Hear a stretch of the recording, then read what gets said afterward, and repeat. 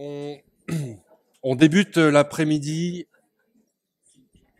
en accueillant Pouvoir d'Agir 53, qui est, comme vous le voyez à l'écran, donc une association de pères aidants et d'auto-représentation de personnes vivant avec un trouble psychique. On a, pardon, on a préparé donc il y a quelques jours de ça un petit entretien avec donc forcément des questions que je vais poser, puis des réponses qu'ils ont pu collectivement élaborer.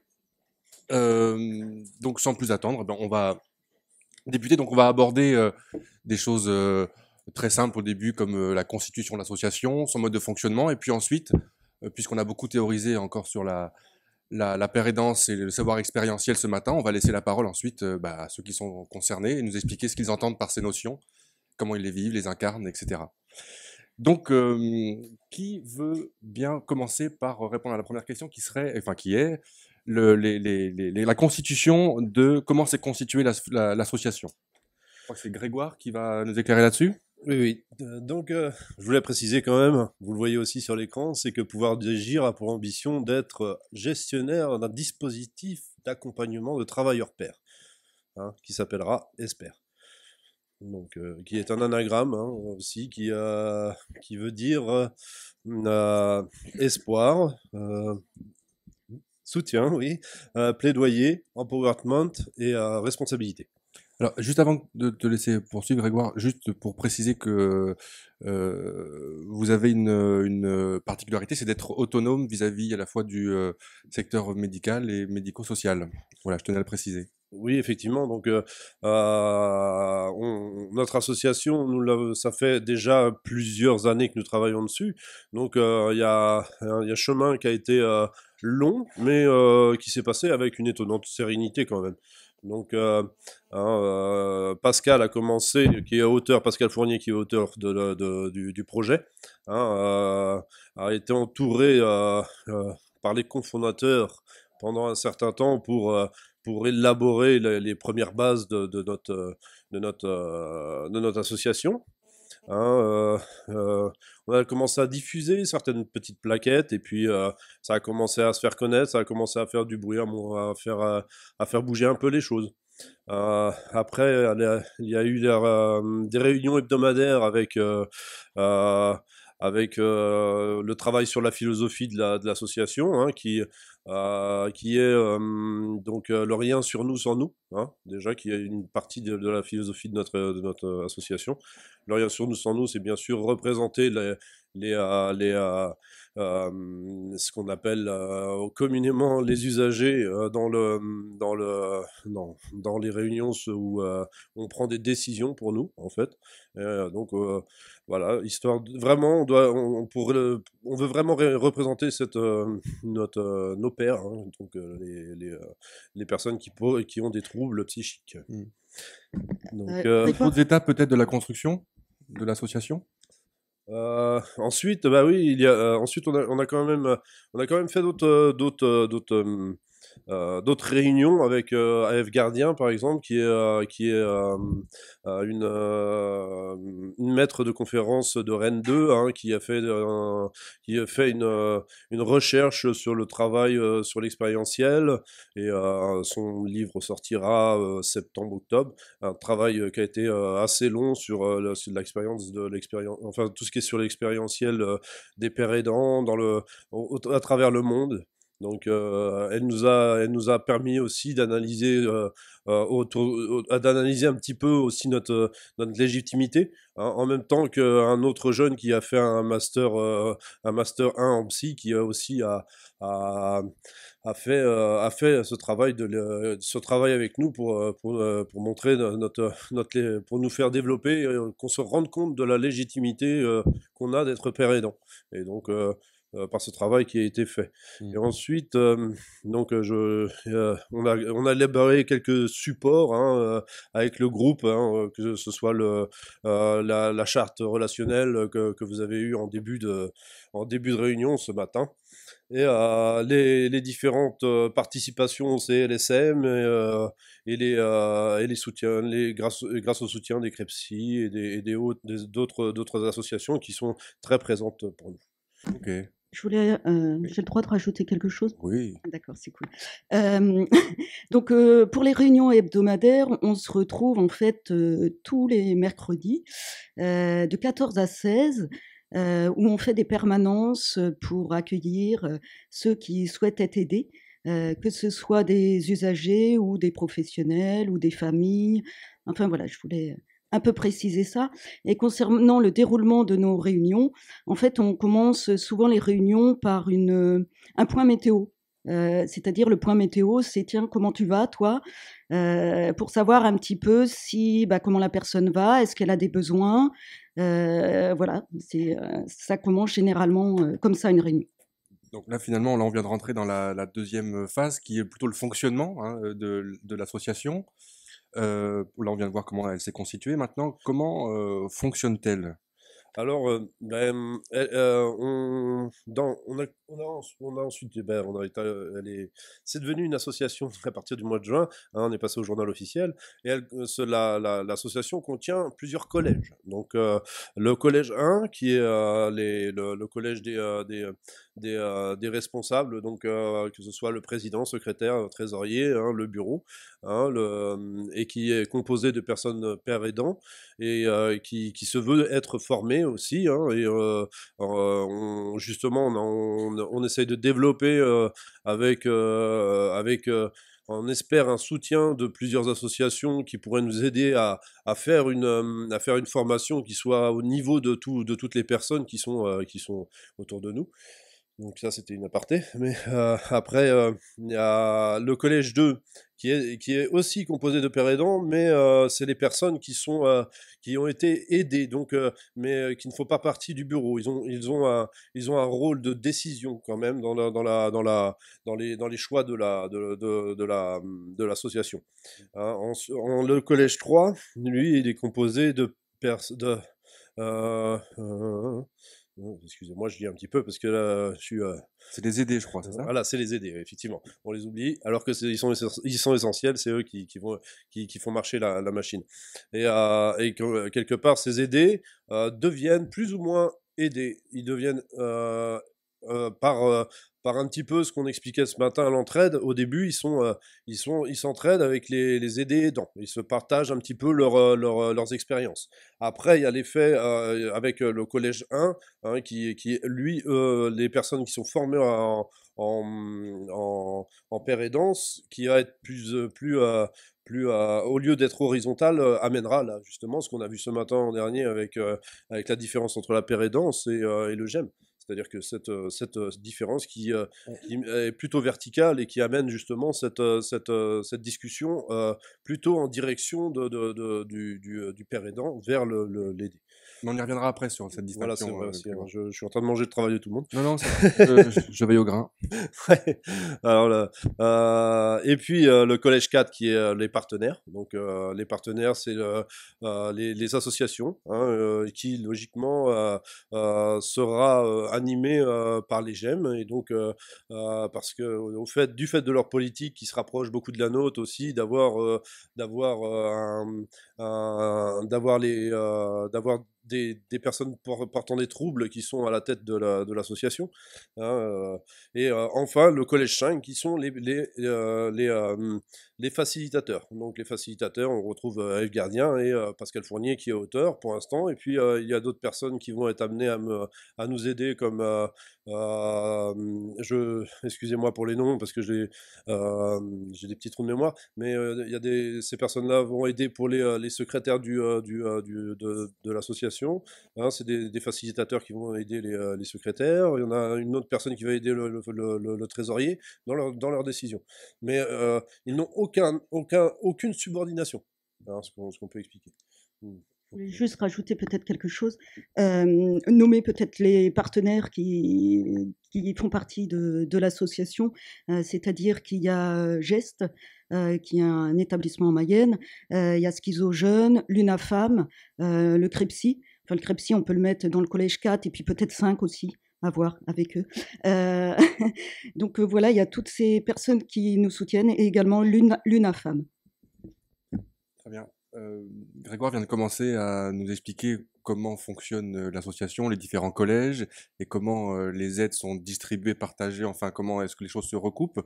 La question, maintenant, on peut se centrer sur vous, vraiment comment vous vous aidez les uns les autres, à quoi vous servez, quoi, comment, oui.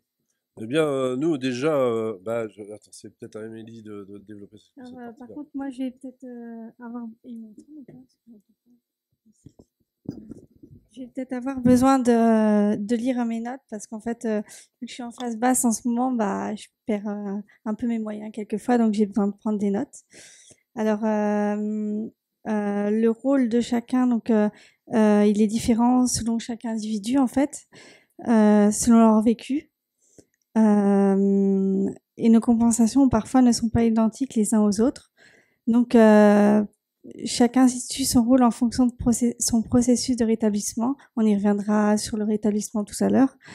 Le père aidant, bénévole, alors il doit valider la charte de bien-être, réaliser son plan bien-être et plan de crise, identifier son expérience de la maladie peut devenir un savoir expérientiel, repère sa capacité d'être aidant auprès de qui et dans quel domaine, identifie que l'aide est un partage de son savoir expérientiel avec l'aidé afin que celui-ci trouve son propre chemin de son rétablissement, accepte un travail collectif et complémentaire.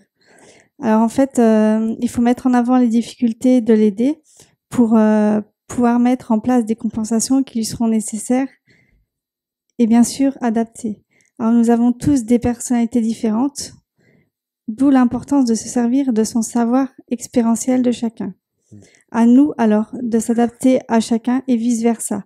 Par ailleurs, les responsabilités à ce jour sont toutes identiques, que ce soit dans le collège 1 et 2. Ouais. On va rajouter quelque chose? Ouais, je suis un peu embêtante, je rajoute toujours quelque chose, excusez-moi.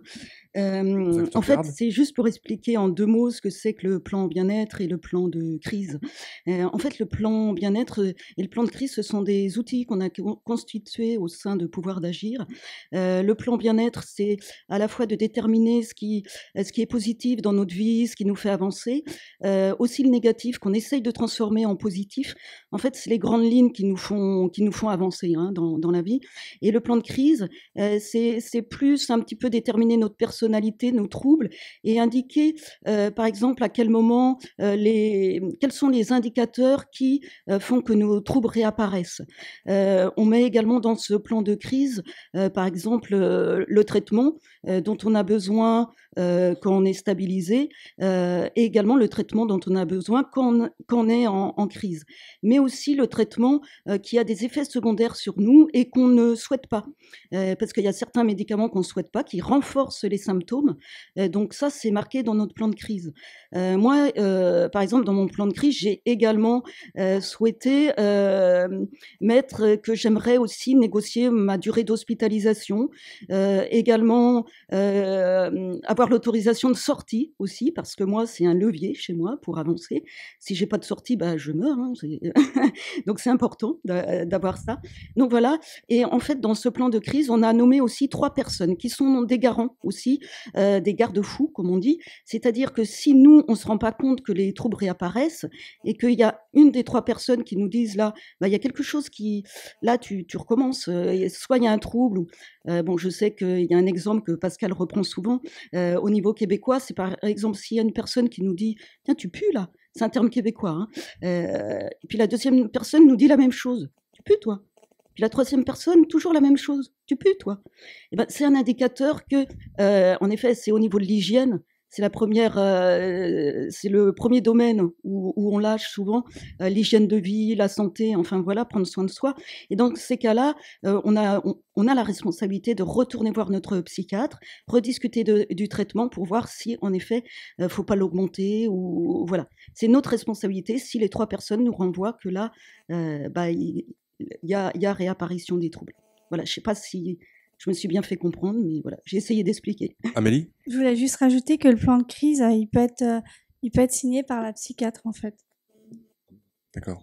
Effectivement, il a beaucoup plus de poids s'il est signé par le psychiatre, parce que on est amené aussi à, bien sûr, si on le fait en collaboration avec le psychiatre aussi, c'est pour se dire aussi que des fois on peut prendre des décisions qui ne sont pas adaptées.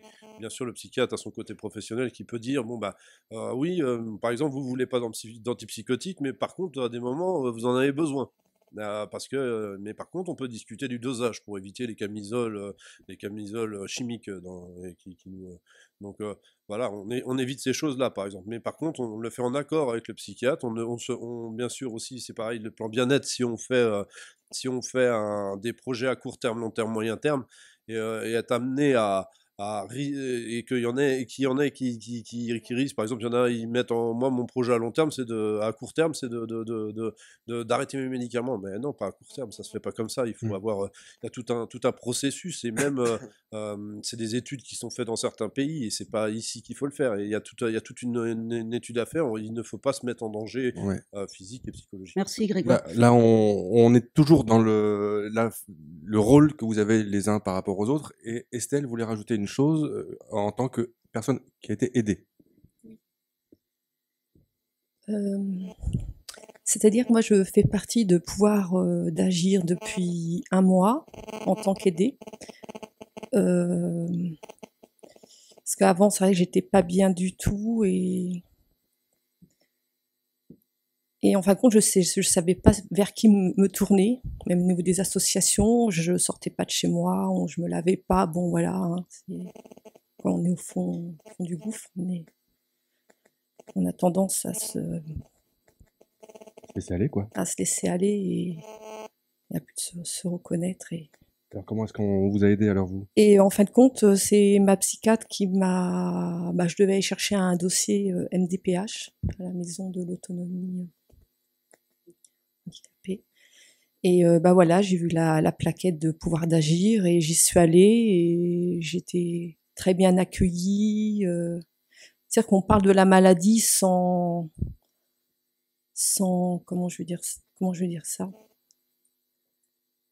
sans sans barrière. Non, mais on n'est pas en train de se plaindre. On parle de la maladie, mais justement pour avancer, pour mieux la comprendre. Oui, et puis bon, on se sent soutenu, quoi.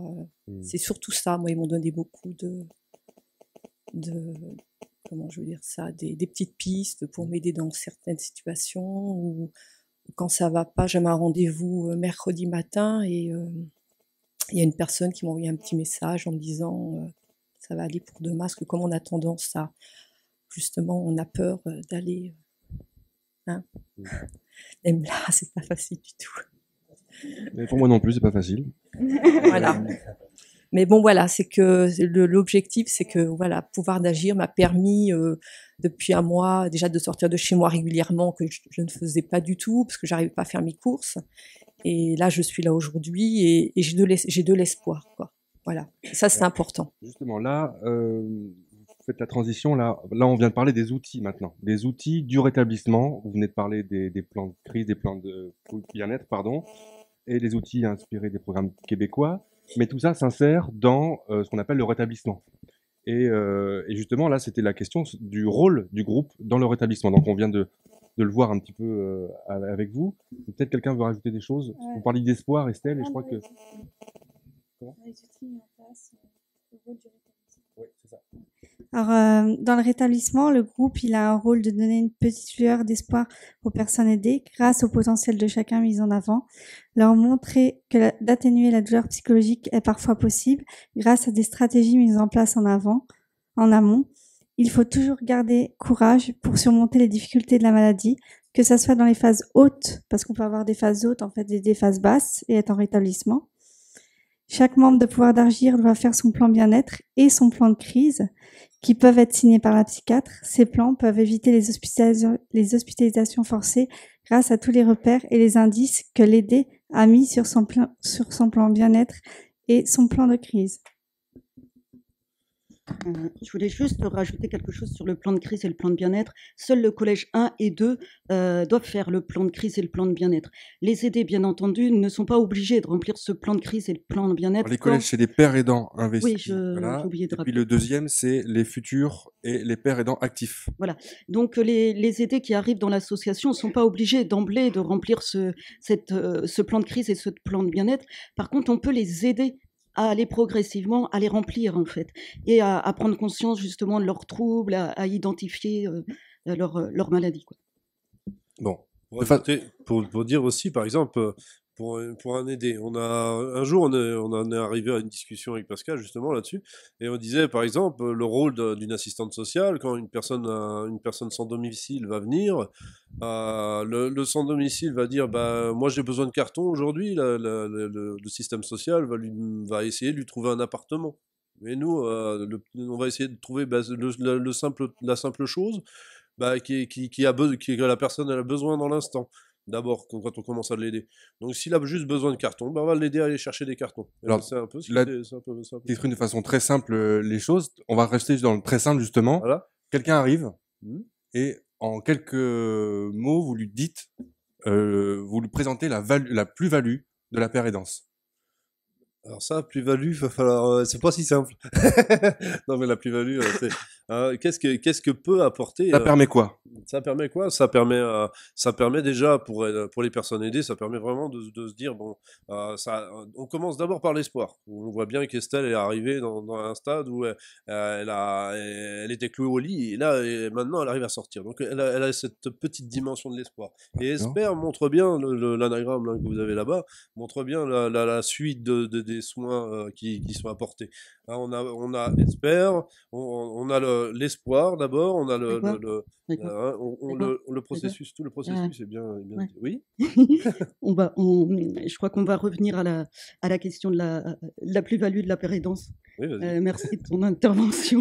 Alors l'espoir, oui, on a compris l'espoir.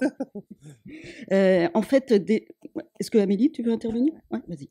Alors, certains psychiatres et psychologues et professionnels du médico-social, en fait, ils se mettent en relation souvent par le biais d'une réunion pour évoquer le parcours du père aidant et mettre en avant les compensations qu'il a besoin dans son accompagnement.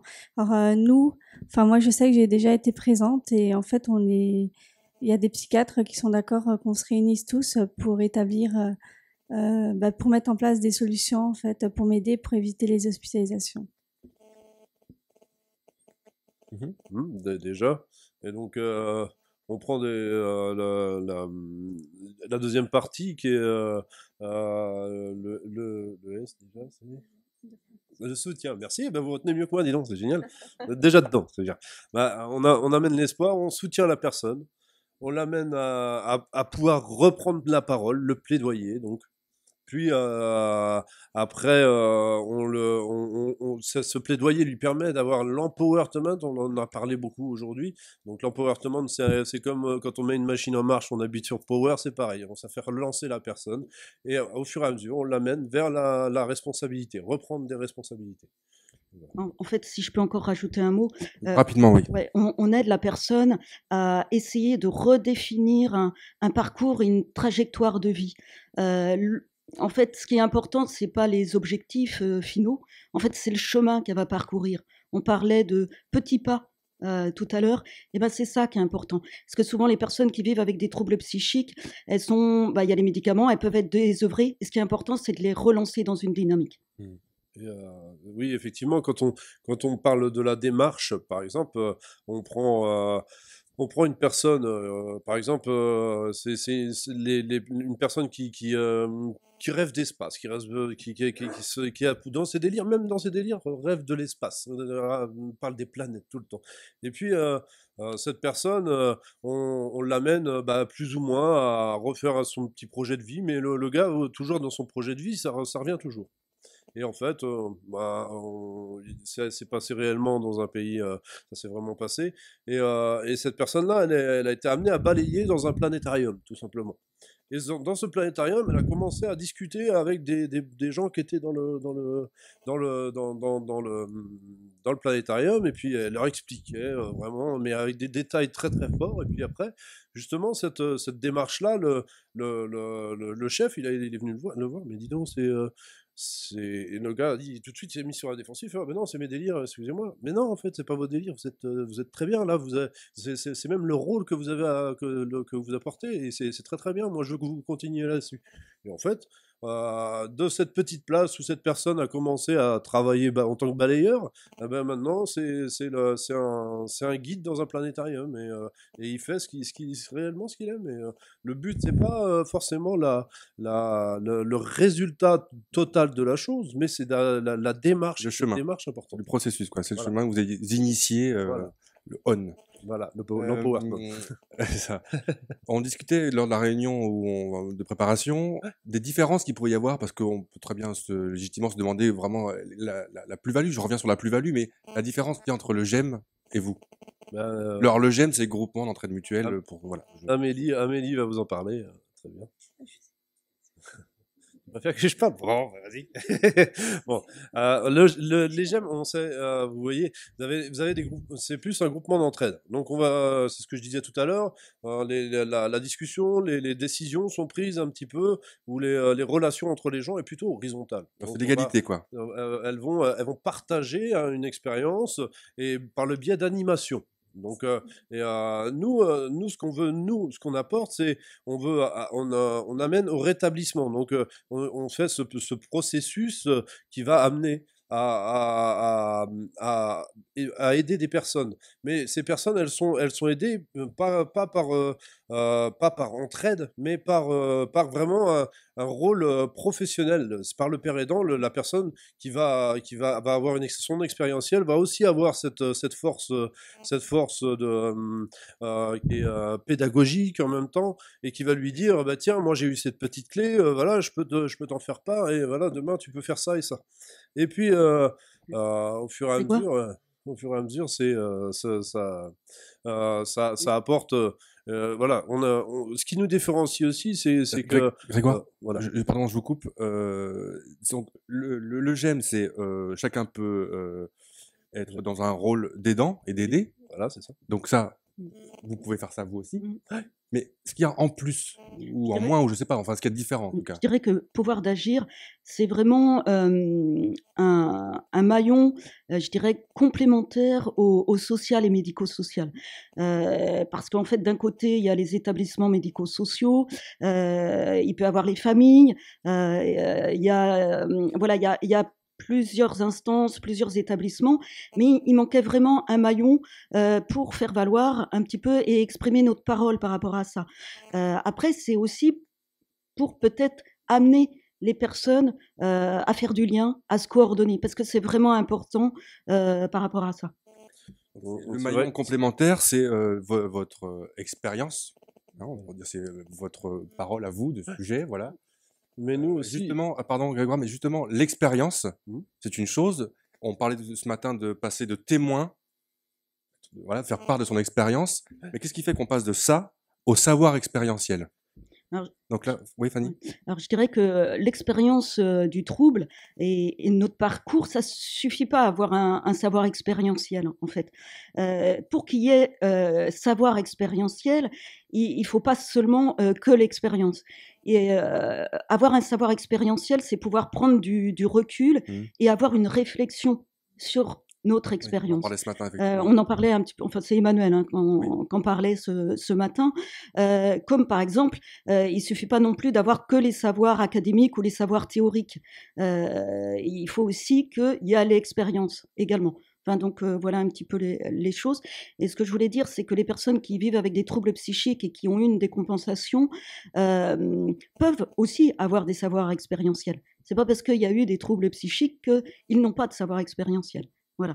Après, je dirais que c'est un chemin, et ce qui vraiment nous rend légitimes, c'est tout le travail personnel qu'on a fait sur nous-mêmes. Hein. Et aussi, ce qui est important, c'est aussi de se former. On en a parlé tout à l'heure. Donc nous, à Pouvoir d'Agir 53, c'est vrai que la question de la formation est importante pour être légitime, pour avoir les compétences. Mais non seulement ça, nous, notre objectif, c'est de pouvoir imaginer peut-être construire cette formation au niveau de pouvoir d'agir. Parce qu'en fait, comme on vous l'expliquait tout à l'heure, les formations sont souvent à Paris ou à Marseille, et pour nous, c'est parfois compliqué de se déplacer. Pour certains, il y a des phobies sociales. Donc là, l'objectif, c'est vraiment de construire, de co-construire, avec notamment, pourquoi pas, Eve Gardien, hein, qui est maître de conférence et avec laquelle on travaille sur Rennes. D'ailleurs, on travaille également avec elle sur un programme expert en lien avec le Québec qui va commencer en septembre. Enfin, voilà, c'est tout ça qui permet d'avancer et d'être sur le chemin du savoir expérientiel. Après, ce savoir expérientiel, je dirais, il ne faut pas non plus l'imposer aux autres. Ça a été dit aussi ce matin, ça. C'est-à-dire, c'est pas parce qu'on a ce savoir expérientiel au niveau des troubles qu'il faut qu'on l'impose aux personnes que l'on va aider. Non, nous, au contraire, on va aider la personne à trouver et à chercher et à verbaliser son propre savoir expérientiel. C'est ça qui est important, parce qu'autrement, voilà, si on lui dit ça c'est bien pour toi, on fait comme tout le monde, je dirais. Or l'important, c'est justement d'amener la personne à découvrir ce savoir expérientiel-là. Donc voilà. Là, Fanny, vous parliez tout à l'instant, il y a quelques secondes, de la légitimité. Et j'ai envie de poser la question, c'est pourquoi est-ce que vous vous sentez, vous, plus légitime que d'autres types, que les professionnels ou d'autres types d'aides? Alors, en fait, nous, on se sent pas plus légitime que les professionnels. Notre vécu, il permet de nous rendre aussi légitimes que les professionnels par des hospitalisations. On peut donc avoir un meilleur dialogue et être plus persuasif que les professionnels, car on a des choses similaires, telles que l'hospitalisation par un tiers. Et nos échanges entre pairs aidants nous permettent d'en apprendre un maximum sur les différentes pathologies et les compensations possibles pour nous et les aider. Et pour finir, de plus, notre formation de pairs aidants nous aidera à mieux accueillir et aider une personne en détresse par des stratégies, une écoute et un dialogue de confiance qui s'installera. Et donc, pour revenir au niveau de la formation, quelque part aussi, on cherche aussi à peut-être faire abriter aussi cette formation, parce qu'on a besoin de ces besoins aussi qui sont voilà, de faire quelque chose de conséquent, mais qui soit au niveau de tout le monde. C'est ce qui nous faisait peur un petit peu ce matin quand on a entendu diplôme universitaire, la thèse, ou voilà, tout le monde. On peut très bien avoir une personne qui sort de troisième, qui a eu son avenir complètement coupé, et pourtant cette personne a l'expérientiel, il est pédagogue, il va très bien faire véhiculer son expérience, et elle va être très fort, mais par contre il n'aura aucun accès possible à cette formation, parce que c'est de très haut niveau. Merci. On essaye de rechercher vraiment ça. Ok, merci Grégoire. On s'arrête là, hein, vu que l'on a un petit peu dépassé le temps, et puis je propose qu'on donne la parole à la salle pour un temps d'échange. Peut-être remercier le CREPSI déjà, avant tout, et puis je dirais la philosophie de pouvoir d'agir, c'est quand même rien sur nous sans nous. Et j'inviterai quand même Pascal Fournier à venir avec nous, puisqu'il est auteur facilitateur, donc il fait partie du Collège 5, donc également de pouvoir d'agir. Pascal, tu peux venir? Merci.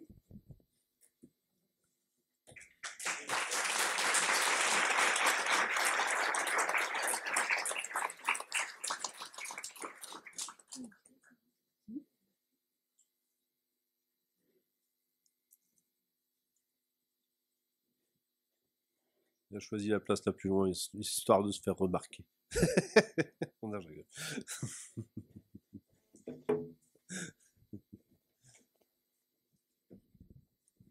Avez-vous des questions? Oui.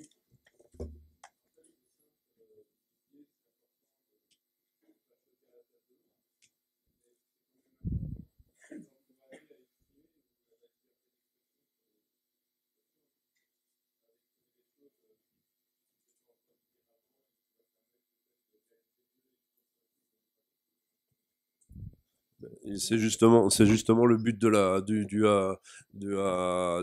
en début de réunion, on fait ce moment météo, et justement on laisse cette période là pour que chacun s'exprime les besoins du moment, Et en même temps, on partage entre nous nos expériences et on se donne des conseils entre nous. Déjà, c'est la première base qu'on fait à chaque réunion quand avec l'équipe.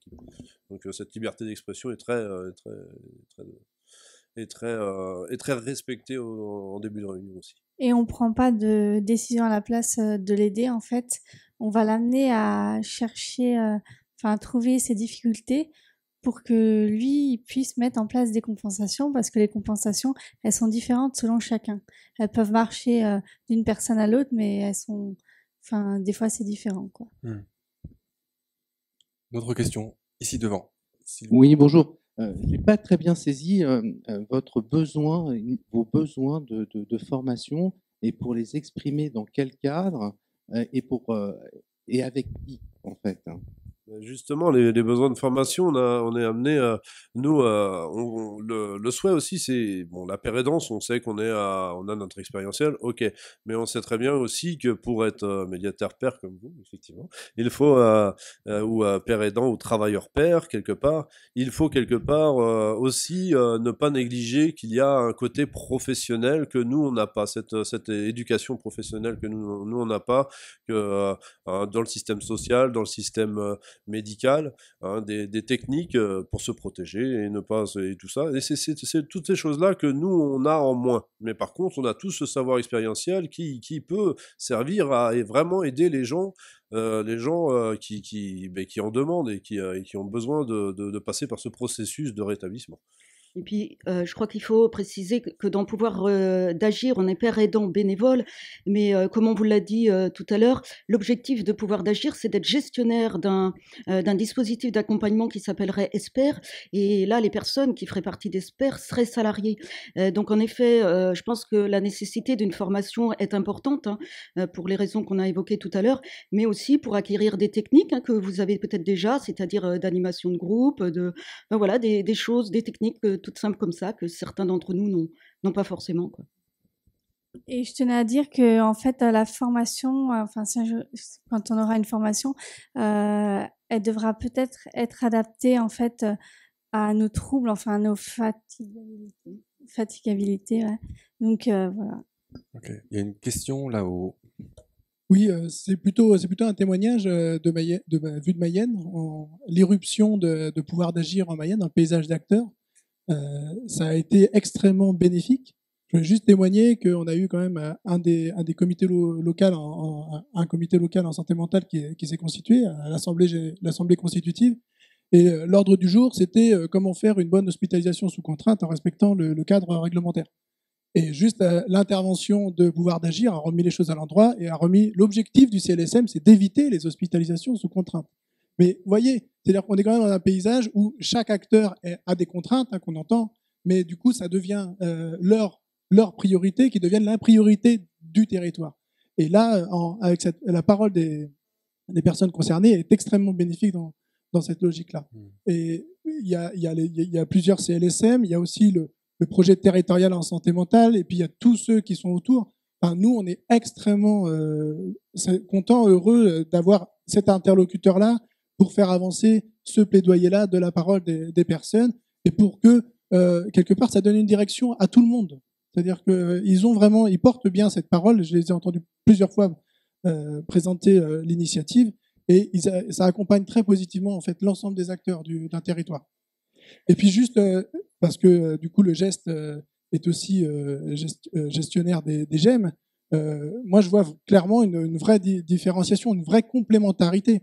Les GEM sont effectivement avant tout dans des logiques occupationnelles où l'empowerment il est dans l'autogestion du dispositif, mais on crée de l'activité, on fait des choses on sort de notre isolement. Mais les GEM ne se sont pas forcément investis dans cette mission de plaidoyer, de portage, d'interpellation du secteur sanitaire, du secteur médico-social, de l'ensemble du secteur social, de l'ensemble de la société même, au-delà. Hein. Et alors que pouvoir d'agir, je pense que porte ce message-là. Et puis, voilà. Et puis eux, l'empowerment, c'est vraiment dans cette perspective de rétablissement que là aussi, la plupart des GEM ne portent pas forcément en tant que leitmotiv de la constitution du GEM. Ça faisait quand même des bonnes différences que je me permettais de rappeler. Merci, ça me permet de rebondir en parlant d'un principe que nous on a avec l'association, ça s'appelle le consentement, non le consensus. C'est-à-dire que voilà, le consensus, vous savez à peu près, donc au-dessus de 50% des personnes de l'association, d'une association normale, prend une décision. Au-dessus de 50%, normalement, la décision est prise. Chez nous, s'il n'y a pas 100%, on ne le fait pas. Mais comment on passe par ce processus? On fait le système de l'objection raisonnable. L'objection raisonnable, c'est une personne apporte son objection raisonnable, et donc ça amène à débat. Et tant que le débat n'est pas clos sur ce sujet, et que l'idée n'est pas développée pour rassembler tout le monde, la décision n'est pas prise. Ce qui fait qu'à la fin, on arrive à un système de consentement de toutes les groupes. On va devoir conclure, mais je crois que Fanny a un dernier mot à dire. Ouais, juste un dernier petit point. Concernant la formation, en fait, on a rencontré les ARS, et ce que je voulais dire, c'est que les ARS vont revenir vers nous en janvier 2018 pour justement le dispositif réponse accompagnée pour tous, hein, où là, ils sont intéressés pour qu'on intervienne avec eux par rapport à ces questions-là. Également pour la question de la formation. En fait, nous, on avait réfléchi peut-être à ouvrir cette formation à des professionnels également pour certains modules, de façon à ce que la formation soit, qu'il y ait un mouvement de fait, aussi bien auprès des pères aidants que des professionnels. Parce qu'il s'agit bien d'un mouvement là. Il y a un enjeu sociétal derrière, je dirais. Et donc le mouvement, il faut qu'on le prenne tous ensemble. Enfin, voilà ce que je voulais dire. Merci à tous.